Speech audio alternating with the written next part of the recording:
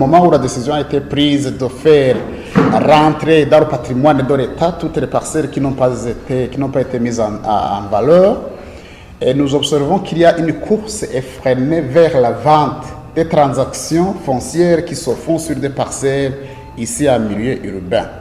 Si par hasard vous achetez une parcelle qui n'a pas encore été mise en valeur, c'est-à-dire que la transaction est nulle et de nul effet. Donc que personne ne s'arroge encore le droit de faire des transactions sur des parcelles non mises en valeur. Parce qu'une parcelle non mise en valeur appartient à l'État.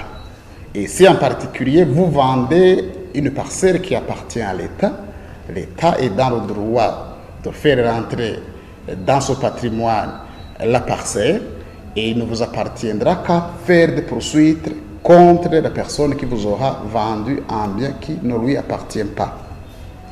Il ne s'agit pas que des parcelles vides, parce que nous venons de nous mettre d'accord avec mes collègues et à l'intérieur de la justice dans leurs attributions, que maintenant nos services en trilogie vont dorénavant avoir un œil vigilant sur toutes les transactions foncières. Même l'achat et la vente des maisons en milieu urbain, il faut que l'acheteur s'assure que les services ayant en charge l'urbanisme, le cadastre, le titre foncier et la sécurité publique, donc qu'il donne du confort par rapport à cette transaction. Nous faisons tout cela dans l'objectif ultime de la vision que ce pays s'est fixé.